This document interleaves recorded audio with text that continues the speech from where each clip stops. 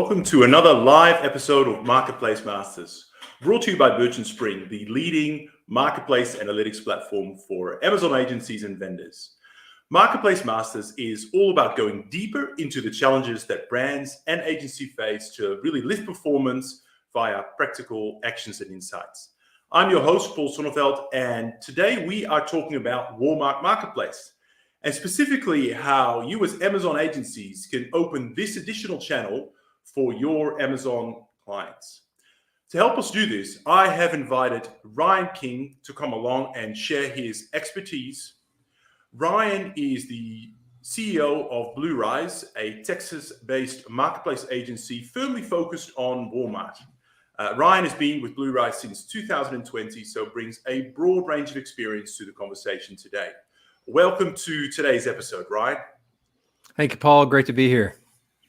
Thank you. Before we start, just tell us a little bit about Blue Rise. There's not that many, agencies that specifically focus on Walmart. So just give us a little bit of context. What do you guys do? How long have you been around? Paint a picture for us. Right. Yeah. So myself and my co-founder have our background, like many service-based agencies in the space, as private label brand owners and sellers ourselves. So started multiple years ago. Selling and scaling brands on Amazon. And about 3 years ago, we started looking at the emerging marketplace of Walmart and recognized the blue ocean that Walmart presented as a opportunity to diversify on other channels. A little bit late in the afternoon for me. My tongue's getting tied here. And so as we explored it, we saw, especially during COVID, things started accelerating as a marketplace and realized there's an opportunity to provide services on that channel. So we started that about 2 years ago, and we serviced 7+ figure brands, e-commerce brands, aggregators, first-party retail brands with Walmart. It's kind of what we do. We do full-serviced management for brands, so everything from assistance and account setup all the way through to ad management and just strategic growth management as we partner with brands.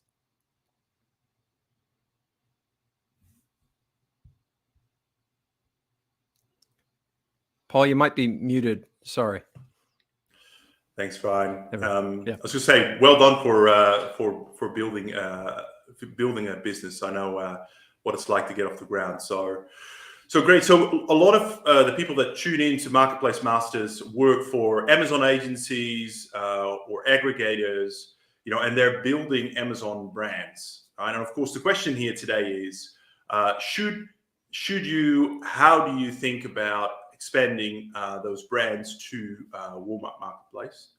The first thing, we'll get to benefits and all of that in a sec, but the first thing I wanted to ask you was, if I'm working with a portfolio of brands, let's say I've got 50 clients, how do I work through which of those may be really good candidates for Walmart?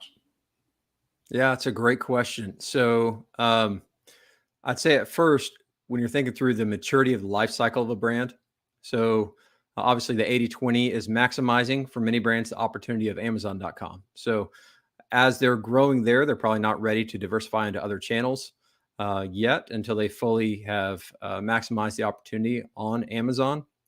And what we see is once they hit maybe that 7-figure mark on Amazon, right around there, the high 6 figures or low 7 figures, that's when those times start considering what's it look like to open up other channels. And so that's one of the elements. I would say specific to the brand, what we've seen difference between Walmart and Amazon is that the hero products on Amazon may not be the same hero products in the catalog for a brand on Walmart. And so what that means is basically if they have a breadth of SKUs, maybe their variety of products, not a single product business, and a variety of products, maybe 10 or more SKUs, so that you can really test the market, see which ones are going to be the leaders on Walmart. And then a couple other things I would say as we evaluate brands is Walmart is still a low-cost leader as a marketplace. And so what we don't see performing as well in most categories is a highly niche down product at a premium price point. So that's a great competitive strategy on Amazon because demand is there and the shoppers have been conditioned to look for that premium.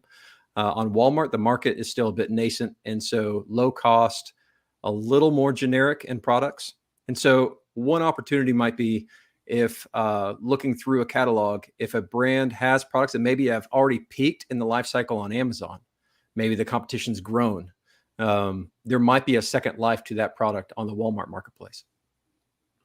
That's really interesting. That's the first time I've heard some of those differences between, what sells really well on one channel or one marketplace versus the others. And, it's a great way to diversify as well, of course.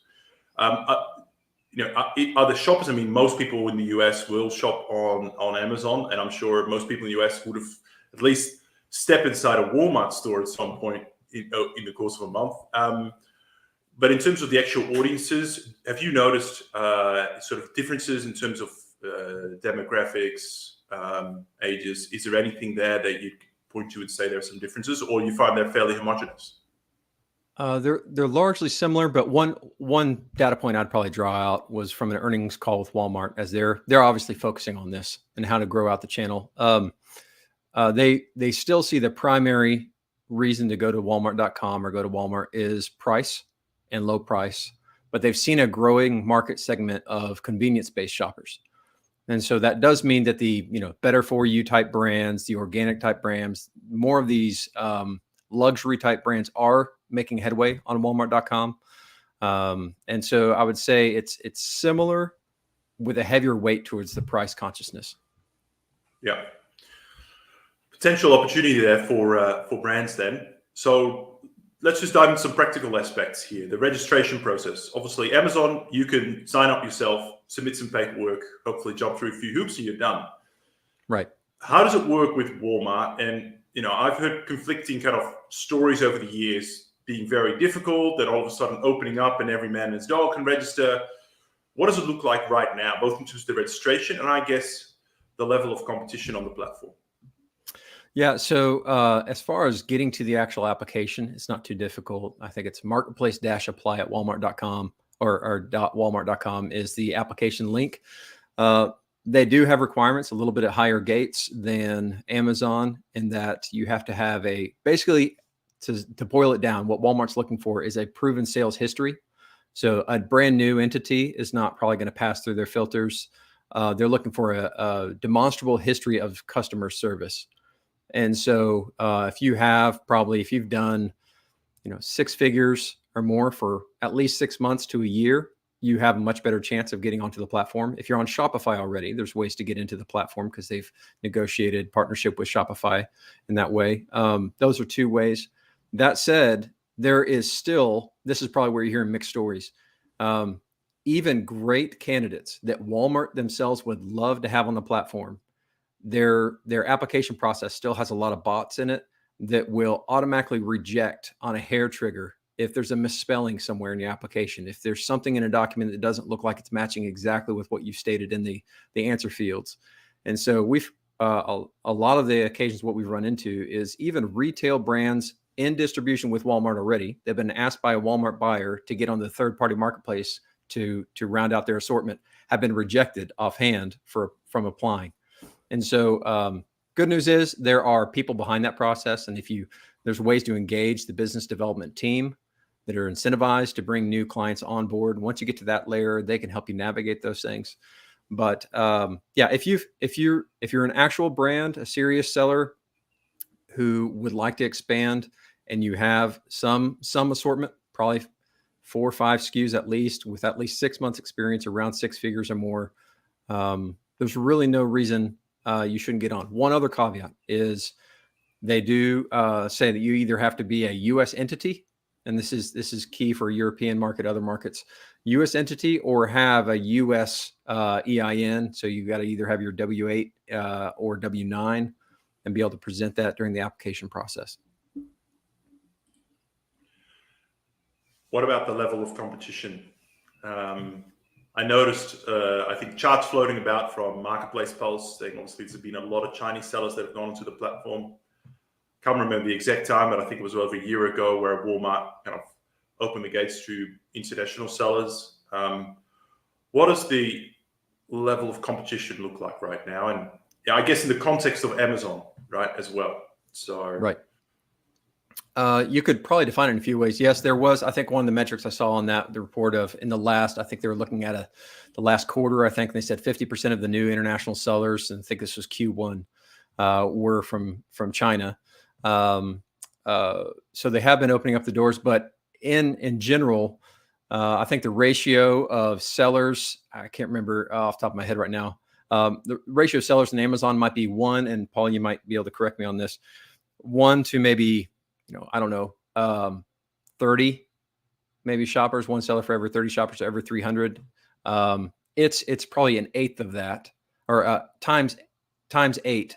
You have many more shoppers than you do have sellers on the Walmart marketplace right now. Some of the ways to identify that competition are, review counts is a great way to see. Kind of, you go into Bluetooth earbuds on Amazon right now, you're going to see top positions in 40,000 reviews, and they've been there a while and they've established their moat. The equivalent on Walmart is going to be likely more in the factor of 400 reviews, maybe 1,000, if they're really getting after it. But that's one of the opportunities we see right now is competition is much lower at the moment, and shopper volume is picking up. I think Walmart, last thing is these monthly subscribers. The Walmart Plus is around the number of 120 million right now. And so they're aggressively pushing into the equivalency of Amazon Prime. So the shoppers are coming to the marketplace, and there's much better ratio of sellers to shoppers. I always like to refer to that sort of conversation as there's more fish food to go around, right? There's not as many fish swimming around in the pond. There's a little bit more fish food, more consumers per seller, I think, is a great way to look at it. And of course, you've got to think about like what the search algorithm as well, and how skewed is that Pareto in terms of page 1 versus top positions and the like. So yeah, still lots of opportunity. Sorry, go ahead. One other note that does bring something else to mind, and this is a big question, is Walmart is historically a retail first platform, so it's a massive retailer, the largest retailer in the world that has a .com platform. They're pushing more and more into just being known as omni-channel, but a lot of those, there is competition in several categories from the established large 1P brands. So you can think Unilever, Procter & Gamble, those kind of brands that are in store shelves are also going to be present on the marketplace. That doesn't mean it's untouchable, but that is a unique factor maybe on Walmart, a little more influence on Walmart than maybe on an Amazon. Yeah, I understand. Yeah. So size of the prize. I've got a great brand. I'm doing 6-7 figures on Amazon. If I'm an agency and I'm talking to that particular brand and say, right, let's get a plan together. Let's make half to, one of our priorities is to launch some of your products on Walmart. How do I set expectations around revenue, GMV? What's achievable on Walmart versus what they're seeing right now on Amazon? Yeah, we often talk about it in terms of, there's incremental sales growth right now and the shorter term goal versus playing the long term. So there's the short term strategy and kind of the long term strategy. So everybody's talking a lot about the long term strategy, somewhat about when you hear, this is Amazon of 2009, 2012, pick your year historically, and wouldn't you have loved to have been on it back then? That's kind of a long term strategy, a bit of when you look at where you are now and how well those brands are established now. So there's that factor. But when you're talking about incremental sales lift and revenue, we usually say, hey, give 6 months to really start gaining traction. And once you get that 6 months mark, and this varies by category, obviously, and by product, price point, all those things. But the range we're seeing is 4 to 12% of revenue that a mature Amazon brand is seeing on Amazon. You can expect to probably be seeing on the Walmart side. So that's could be a couple of $100K a year in terms of extra, extra revenue, and obviously, hopefully, there's some profit behind there as well. That definitely makes sense. Absolutely.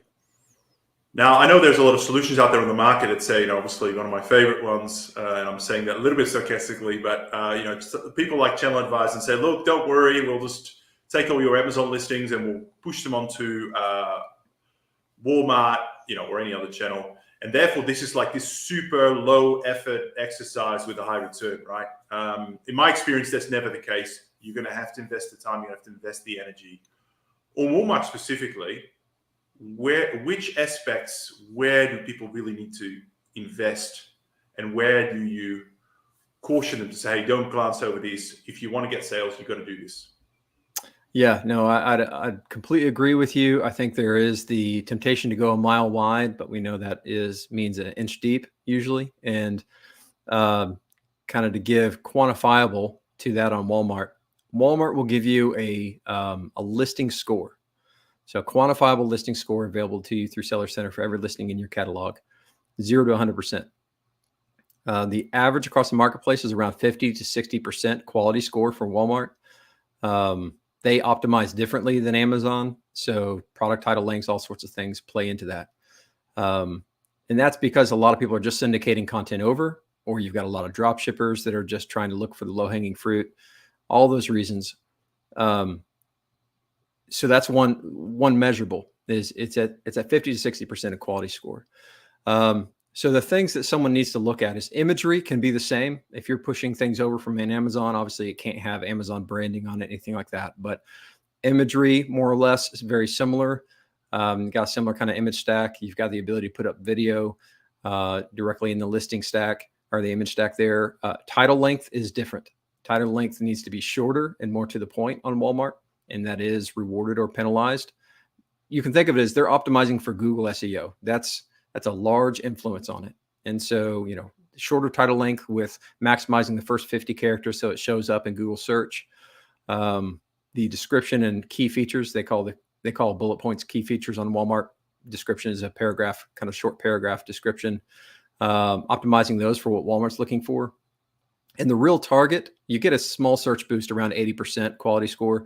The real target is 95% or higher. We know that because category managers and directors and merchants, everybody else, they'll open up more doors of opportunities if you're showing that. And I'll put the punctuation on it with one tip that you asked for. What is one area that a lot of Amazon-based sellers are sleeping on that's probably costing them a lot? Is on Amazon, you can get away without fulfilling all the back-end attributes. We know this because when we work with a lot of even advanced sellers and get their category listing report to get data from across their catalog, a lot of the back-end attributes are missing, and they're not absolutely necessary there. They are very important on Walmart. You can miss out on search relevancy for key terms. You can be misclassified the wrong product type by the system. There are even manual filters that if you don't have the right color in or anything else, if someone were to search for red dog leash and you just didn't have red in, you might be manually filtered out from that search and not even know it. So attributes and doing your due diligence there is rewarded highly on Walmart. So that sounds like listing optimization is certainly an area you're going to have to invest some time in and do it right according to the way that Walmart likes to see it done, and to feed their search algorithm, which operates very differently to Amazon's. Yeah. I was going to briefly touch on advertising as well. Obviously, on Amazon now, advertising is such a big deal. Like you just cannot ignore it. It's part of doing business. Yep. Where is Walmart at in terms of the advertising platform, both in terms of technology and maturity, but also in the necessity to drive sales, ranking and the like? Can you paint a picture for us? Yeah. So as far as necessity, by the sheer fact that it's much lower cost and fairly efficient on Walmart, we usually even skip over the question of necessity just because it's a little bit of a no-brainer on Walmart. So it's average, I think what was the CPC average on Amazon? I think it was $1.24 in Q2. Equivalency on Walmart was 80 cents. As average cost per click. And so much lower cost per click. The abilities of Walmart's advertising platform are fewer. They really launched the self-serve option about a year and a half ago. So you can really think of it as it's basically search and grid, sponsored product, basically. Search and grid, carousels, next to buy box, those kind of things is the extent that most third-party marketplace brands have right now. The equivalent of a sponsored brand post, like what they would call a search brand amplifier on Walmart with a banner ad across the top. That is only available right now for first party products, but that is coming sometime this year. And that's also a feature. What we find is running auto and manual, a kind of a combined approach. Auto campaigns have more placement options than manual campaigns. And then optimizing the manual campaign to kind of replace some of the inefficiency of auto in search grid is probably the best 1-2 punch. The big change was up until June, Walmart was a first bid only auction. So some listeners might have recalled that, or agencies have heard that. And so it used to be if the closest bid was, or the winning bid is 50 cents and you were trying to find the ceiling and you bid $5 just to see what the highest cost per click would be. Actually Walmart would have taken your $5 prior to June for that click. It's moved to a second bid auction now. And it's great. And they've seen a huge reduction in CPC as a result, over 30 to 40% in a lot of cases. But now you can apply some of that same ad strategy that you would have applied on Amazon to Walmart. That's the main strategies on ad placement. The other big change was in the past, prior to June, you could not appear organic and paid at the same time. So a big strategy was if you're in position 5 organically and you paid for position 1, you just moved up 4 spots, but you had to pay for it with probably 0 incremental lift in sales or negligible. Now you can gain extra real estate. So that's another factor. One note is, and I don't know when this will be corrected in many ways, one challenge right now is, although more brands are able to qualify for bids based on relevancy, what we're seeing in a lot of categories still is actually functionally only the top 8 winning positions. The 8 to 10 winning positions that show up on page 1 are actually going to be visible in paid search and grid because it's repeating the same results page after page. So in effect, if you won position 1 on page 1, you're actually also position 1 on page 2. So that's great if you win the bid. But those things, so there's some hiccups along the way as they're continuing to grow, and there's certain things they're doing, but it's still worth it. The biggest challenge, I think, for agencies is to actually efficiently continue to grow spend. You can get great ROAS, great ACOS, TACOS, however you want to measure it. Actually increasing the spend, given the few levers to pull, is probably the harder part of identifying how do you capture more and more sales through that channel. Yeah, very interesting. Very interesting. Looks like they're a different part of the journey, obviously, but actually that creates a lot of opportunities as well, particularly if you take the time to understand those differences and you find a way to capitalize on them. Yeah. One more point on that, I'd say, is the interplay between relevancy for the keywords. So this is where that foundational attributes, everything on the listing optimization plays in. With the new second bid option, relevancy is huge as far as who wins that bid. So product A, they have, let's say dog leash again. They're a dog leash and they're bidding $3 per click. Maybe you're a dog bowl and you're wanting to bid on dog leash. If you don't show relevancy for dog leash, you're less relevant and you're bidding $5 trying to outspend them. Chances are they're still going to win at $3 per click because of how the relevancy is scored. So there's a bit of gaining ground in organic and paid signals to climb all the way to the top with specific keywords. So you got to watch that and kind of stair step it up. Thank you. The last bit I want to switch to now is we're sort of on the 24-minute mark. So I want to wrap it up, but I do have, and this is one of my favorite questions, right? So you've always been deep into the Walmart space. You've been doing this for a couple of years, day in, day out. Typically, you would have made a lot of mistakes along the way and learned from them, right? So this is a Right. sort of, let's open up the bonnet and see what's really going on. What I'm really interested in is, particularly probably in your early days, what are some of the learnings, mistakes, pitfalls that you have encountered yourself as an agency, or maybe with your brand, with your clients, or have seen others do that, those listening can try and avoid learning from your experience. So what are some of the most common mistakes that you see on the platform? I think some of the early ones for anybody, and certainly we had a steep learning curve. One is a big one, and we kind of already covered it a little bit, but clearly setting expectations.